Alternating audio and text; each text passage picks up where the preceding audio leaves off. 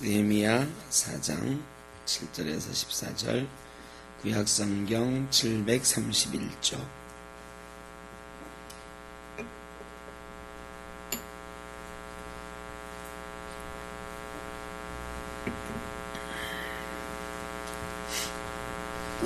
한 절씩 교독하겠습니다.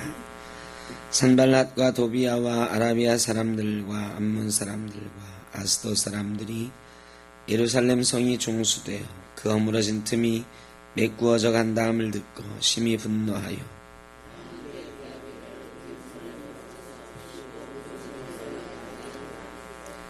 우리가 우리 하나님께 기도하며 그들로 말미암아 파수꾼을 두어 주야로 방비하는데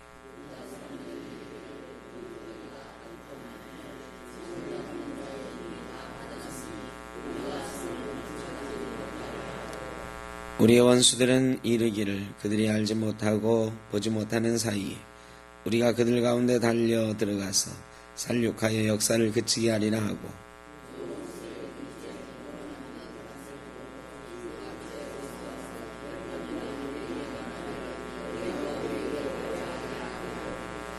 내가 성벽 뒤에 낮고 넓은 곳에 백성이 그들의 종족을 따라 칼과 창과 활을 가지고 서 있게 하고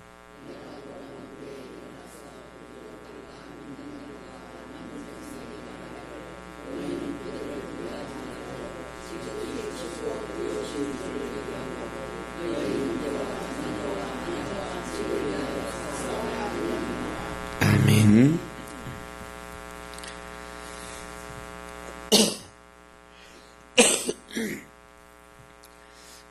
이제 백성들이 설계를 하고 순서를 정하고 성을 다시 건축하기 시작했습니다.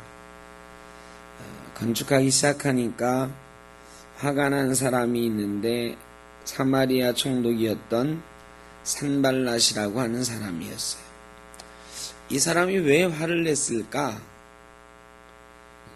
왜 화를 냈을까요? 이 산발랏이라고 하는 사람은 독특한 사람인데 이방인이지만 유대 남쪽의 베드론이라고 하는 곳에 태어난 사람이고 요세푸스라고 하는 역사가에 의하면 이 산발랏이라고 하는 사람이 그리심산에 사마리아 성전을 지은 사람이에요. 예수님 당시에 헤롯이 성전을 지었죠. 헤롯은 이두메 사람, 에돔 사람이에요. 이방 사람인데 40년에 걸쳐서 예루살렘 성전을 지었어요. 어마어마하게 크게 지었어요. 자, 헤롯은 하나님을 섬기는 사람도 아니야. 유대 사람도 아니고, 그런데 어마어마한 공을 들여서 40년에 걸쳐서 예루살렘 성전을 재건했어요. 왜 그랬을까요? 예? 헤롯이라고 하는 이방인이 로마에 잘 보여서 유대의 분봉왕이 되었는데 그가 한 일 중에 최대의 업적은 성전을 다시 지은 일이에요. 이방 사람이고 하나님을 섬기지도 않는 사람이 뭐하러 성전을 그렇게 40년간이나 정성을 들여서 지었을까요? 예? 권위를 나타내기 위해서 그것도 틀린 말은 아닙니다. 성전은 누구에게 중요한 거죠? 유대인들에게 중요한 것입니다. 성전은 유대인들이 다시 짓기를 소원했던 거예요.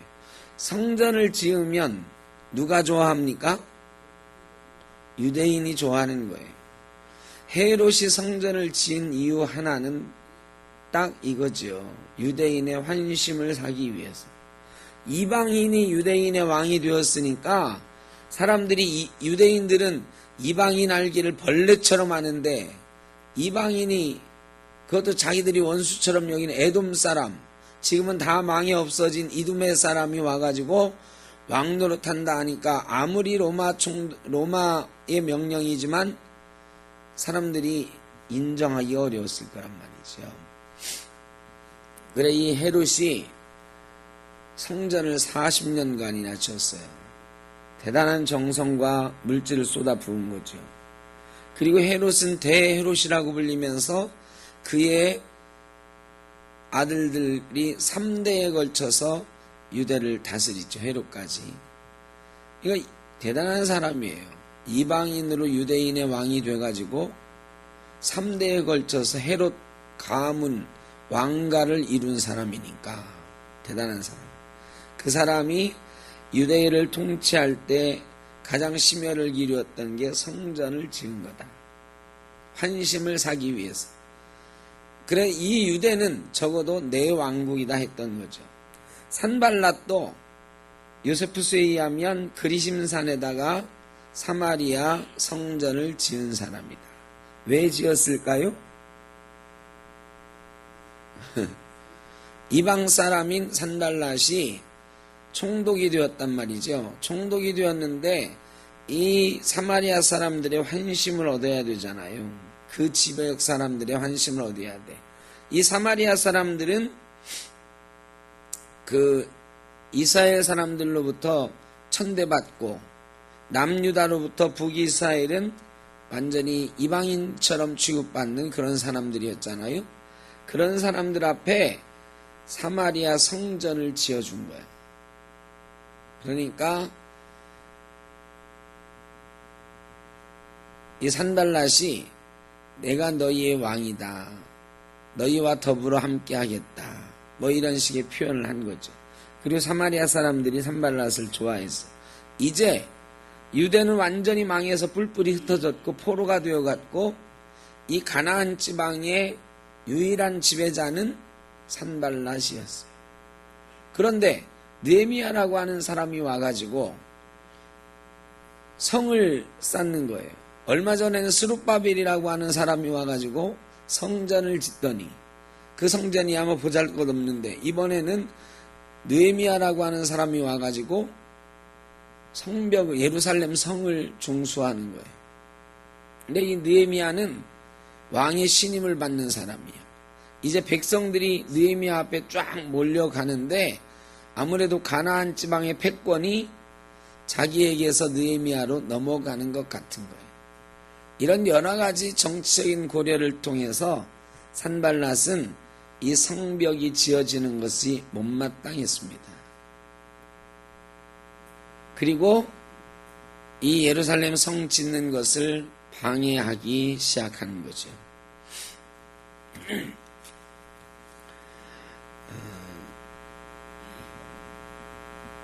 1절에서 3절까지는 산발랏과 도비아라고 하는 사람이 이 예루살렘 성을 짓는 저 사람들을 모욕하고 업신여기고 비꼬는 그런 장면이 나옵니다.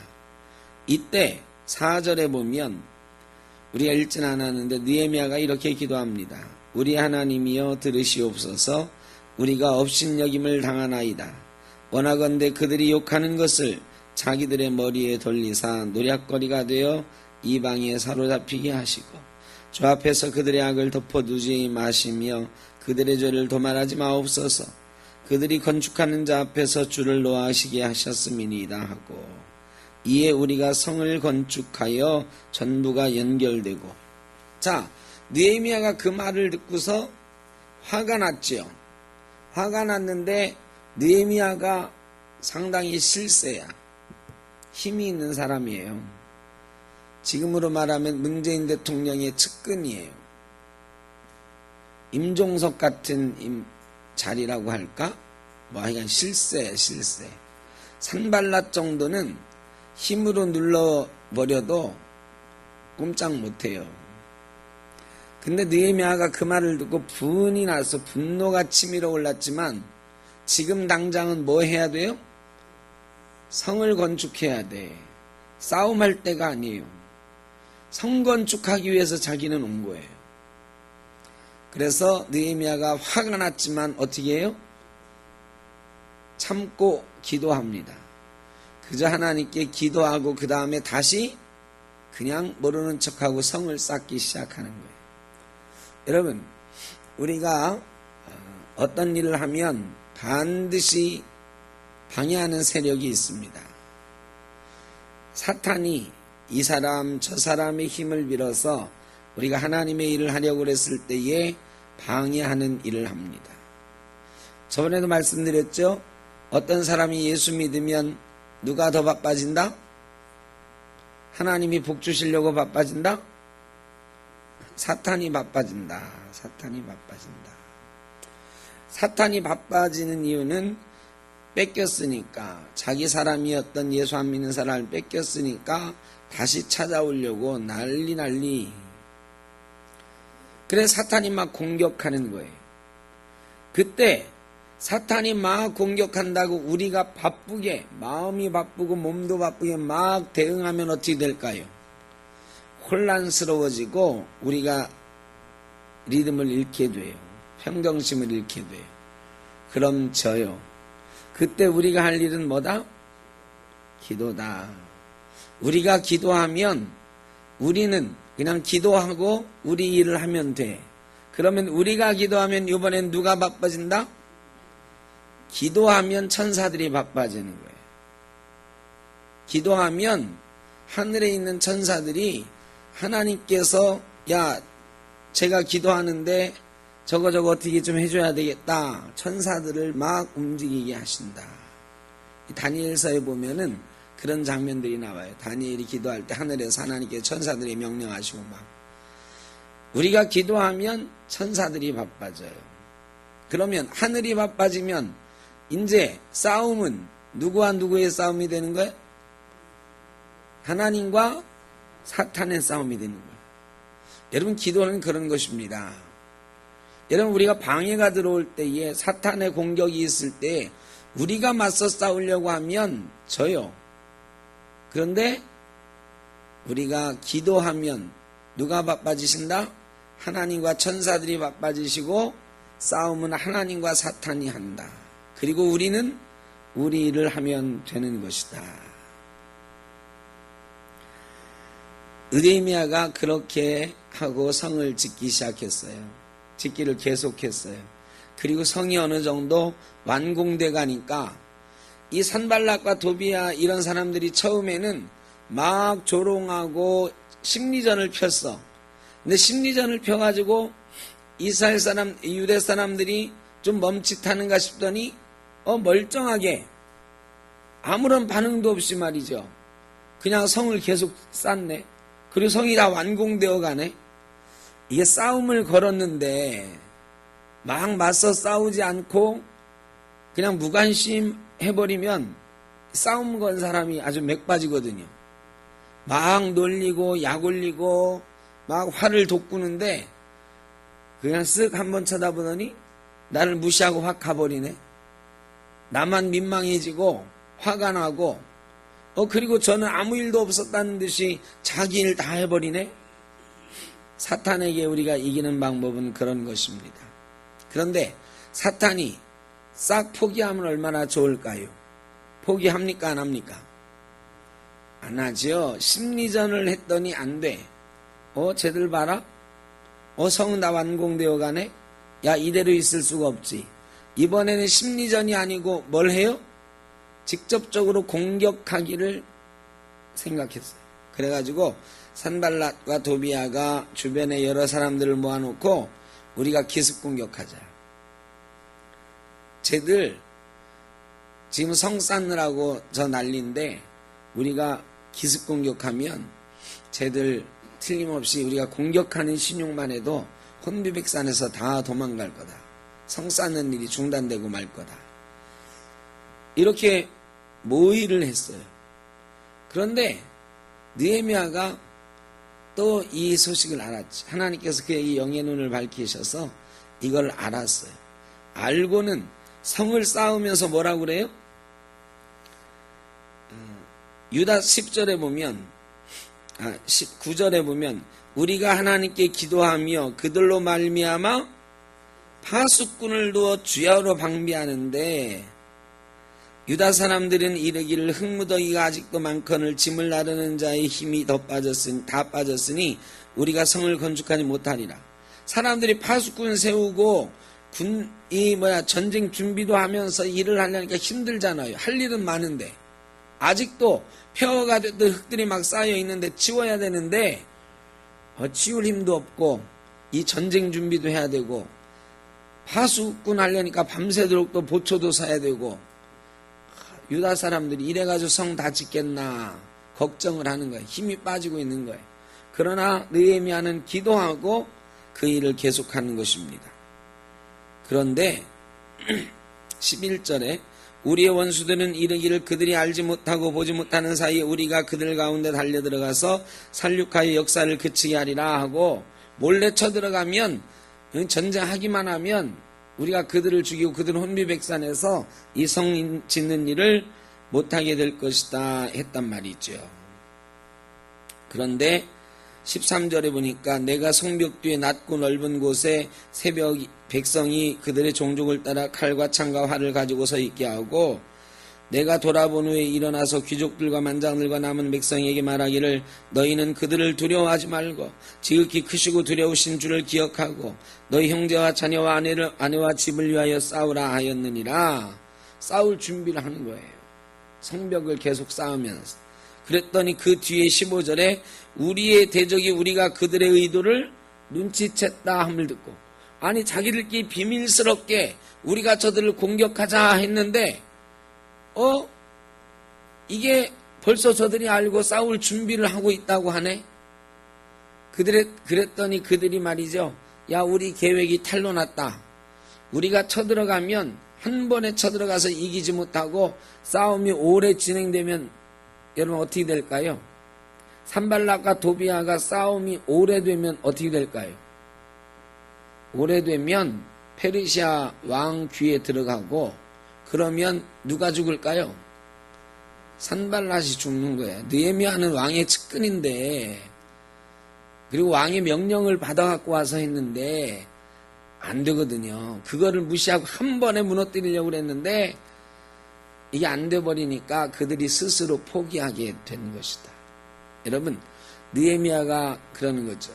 백성들이 사기가 떨어지고 막 힘이 들어할 때 너희는 그들을 두려워하지 말고 하나님을 기억하고 하나님을 두려워하고 싸울 준비도 하고 일도 하자. 하나님이 우리를 지키실 것이다. 그랬더니 그들이 스스로 포기하게 되더라. 여러분, 싸움은 이렇게 하는 것입니다. 안 싸우고 이기는 것이 제일 좋은 건데, 성도가 사탄과의 싸움에서 안 싸우고 이기는 방법은 뭐다? 기도하는 거다. 기도하면 그 싸움이 누구의 싸움이 된다? 하나님의 싸움이 된다는 것입니다. 이 산발락과 도비아가 노렸던 건 이 백성들이 낙심하게 하는 거예요. 포기하게 하는 거예요. 진짜로 싸움을 해가지고 오래 전쟁을 크게 벌리려고 했던 게 아니라 한 번 딱 공격해가지고 몇 명만 죽이면 나머지 사람들은 저절로 뿔뿔이 흩어지게 될 것이다. 이런 전략이었거든요. 낙심케 하는 거예요. 포기케 하는 거예요. 사탄은 우리에게요, 이런 마음을 줍니다.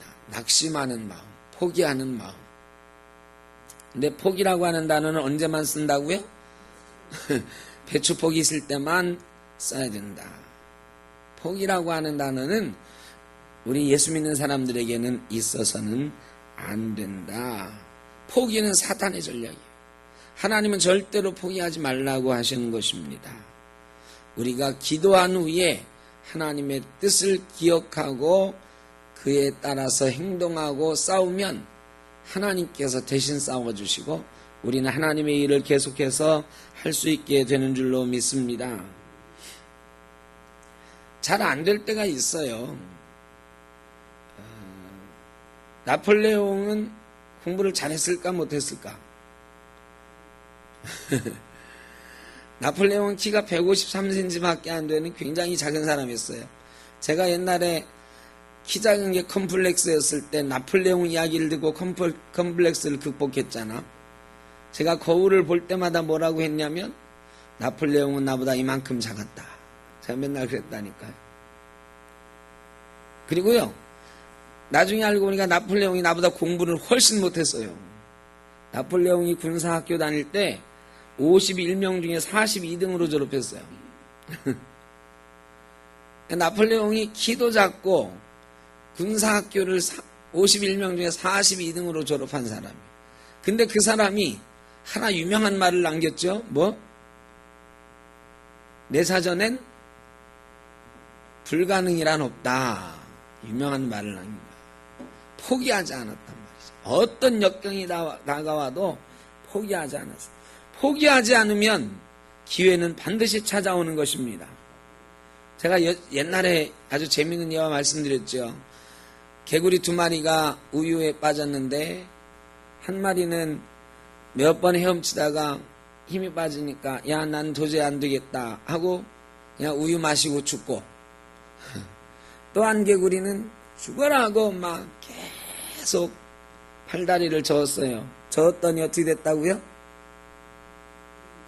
우유가 버터가 됐다. 우유를 많이 저으면 우유가 버터가 돼가지고 개구리가 그 버터를 딛고 뛰어올라 살아났다. 이게 독일 속담이에요. 부지런한 개구리가 버터를 만든다. 이래서 나온 속담이에요. 그러니까 포기하지 않고 끝까지 하면 개구리도 우유를 버터로 만들어서 살아난다. 우리도 하늘이 무너져도 솟아날 길이 있다. 수없이 많은 격언과 속담과 우리 선조들의 가르침 속에 포기하지 않으면 반드시 뭐는 있다? 기회는 있다.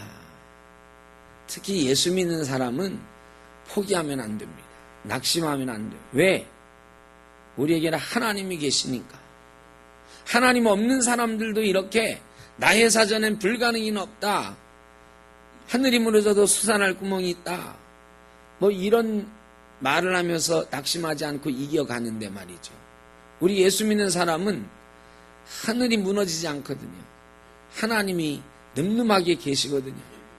그래 우리를 덮어오는 이 어려움이라고 하는 것은 아주 작은 것에 불과해요. 그런데 우리가 맞서 싸우려고 하니까 이 방해, 사탄의 방해가 너무너무 커 보이는 거예요. 그럴 때 우리의 싸움은 어때야 된다? 기도하면 이 싸움을 누구에게 맡겨라? 하나님께 맡겨라. 그리고 우리는 하나님, 나는 하나님의 일을 할 테니까 이거는 하나님 해 주십시오. 우리가 하나님의 일을 하면 내 일은 누가 해 주신다? 하나님이 하신다. 여러분, 우리 일을 좀 바꿔서 합시다 할 때, 야, 내가 이거 해줄 테니까 너는 저거 내 일 좀 해줘라 할 때 누가 손해를 봐요? 우리 일을 서로 바꿔보자. 이거 되게 누가 하는 말이죠? 능력 있는 사람이 하는 말인가? 능력 없는 사람이 하는 말인가? 능력 없는 사람이 하는 말이죠. 누가 나한테 와가지고 야, 내가 이거 해줄게, 너 저것 좀 해주라 그러면 되게 그 사람이 아쉬운 사람이야. 그리고 암만 생각해도 내가 손해인 것 같을 때가 많아요. 하나님도 사실은 우리하고 하나님하고 이렇게 해서 하나님, 내가 하나님을 할 테니까 하나님이 내 일 해주십시오. 누가 이익이에요? 이거는 뭐 아무리 생각해도 하나님이 내 일 해주고 내가 하나님 일 하는 거, 내가 하나님 일 하는 게 하나님 눈에 차겠습니까? 안 차겠습니까? 하나님 눈에 안 차지요. 그래도 하나님은 내가 하나님 일 할 테니까 하나님이 내 일 해주십시오 그러면 너무너무 기뻐하신다. 하나님은 우리가 하나님 일 할 때 아주 기뻐하시고, 우리가 기도하면서 하나님, 내가 하나님의 일을 이거 할 테니까 하나님이 내 일은 책임져 주십시오. 사탄의 공격은 하나님이 막아 주십시오. 방해하는 세력은 하나님이 물리쳐 주십시오. 그러면 하나님은 뛸 듯이 기쁘셔서 바로 응답하시고 우리의 일을 책임져 주는 줄로 믿습니다. 이것이 우리가 싸움에서 이기는 방법입니다. 방해를 물리치는 방법입니다. 여러분, 우리가 예수 믿을 때 수많은 방해들이 있습니다. 예수 한번 잘 믿어보자고 하면, 하나님 일 해보자고 하면 사탄이 금방 화가 나가지고 우리를 공격합니다. 우리가 하나님 일 한다고 하니까. 그러면요, 많은 사람들이 거기서 넘어가. 그래가지고 집사님 지난주에 못 나왔어요? 집에 급한 일이 있었어요. 회사에서 어디 가느라고요. 오랫동안 놀러 안 갔는데 나를 따돌림 해가지고 이번에 꼭 가야 돼서요. 이 사탄의 공격에 마구 넘어집니다. 더 큰 일은 더 말할 것도 없지요. 그런데 묵묵하게 안 돼, 나는 교회 가야 돼. 오늘 내가 교회 성가대 하기로 했는데, 내가 오늘 교회 안내위원인데, 봉사자인데. 여러분, 이렇게 해가지고 딱 끊고 하나님께 기도합니다. 하나님, 내가 여기를 가긴 가야 되는데 주님 교회 가느라고 이걸 못 가게 생겼습니다. 이거는 주님이 해결해 주십시오. 그러고 교회 온단 말이죠. 하나님 일 하겠다고 대든단 말이죠. 그러면 하나님이 야 이놈아 이 일 네가 하고 가 이러실까요? 하나님은 너무너무 좋아하신다. 하나님은 우리가 하나님의 일 한다고 무모하게 나서는 것 너무너무 좋아하십니다.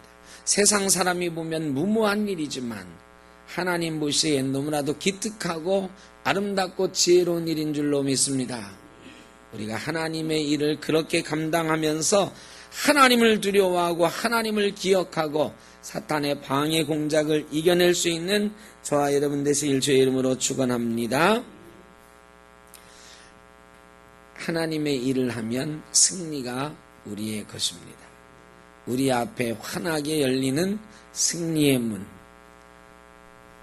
또 성취의 문, 우리에게 열려지는 놀라운 역사가 있게 될 것입니다. 함께 찬양하겠습니다. 문들아 머리 들어라.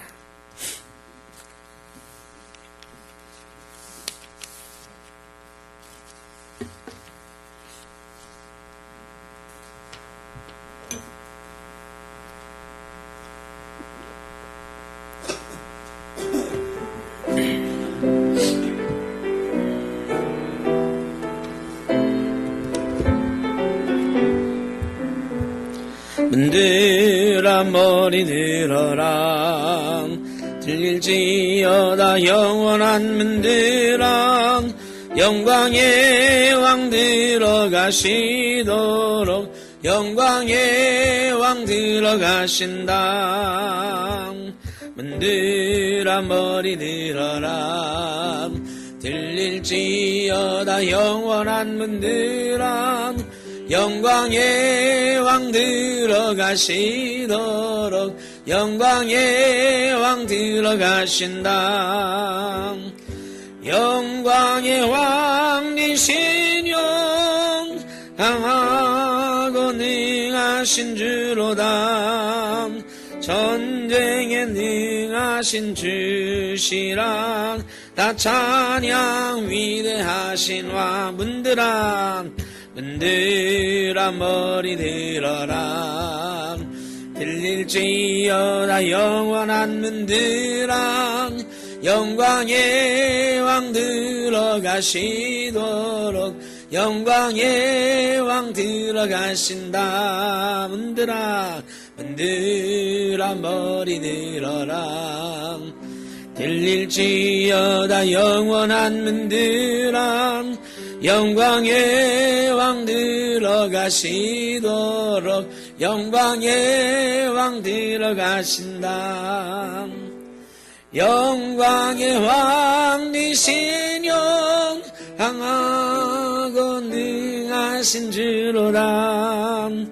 전쟁에 능하신 주시랑 다 찬양 위대하신 왕. 왕께 만생 왕께 만생. 당신은 영광의 왕이랑 다 찬양 위대하신 왕. 왕께 왕께 만생 왕께 만생. 당신은 영광의 왕이랑 다 찬양 위대하신 왕. 이제 하나님께 기도하겠습니다.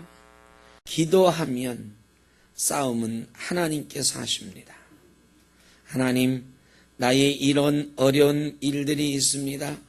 이 일 때문에 주의 일 하는데 방해가 됩니다. 이런 일들이 방해가 됩니다. 다 떨쳐버리고 주의 일 감당하게 하옵소서. 주님 뜻대로 살게 하여 주옵소서. 하나님 나라 위하여 살게 하여 주옵소서. 우리 샘떡교회가 어려운 일들도 많이 있지만 연약함도 있지만 이 지역에서 하나님 나라의 일을 감당케 하여 주옵소서. 우리 교회와 여러분의 가정과 여러분의 인생에서 하나님의 일을 감당하기 위하여 기도해 주시길 바랍니다.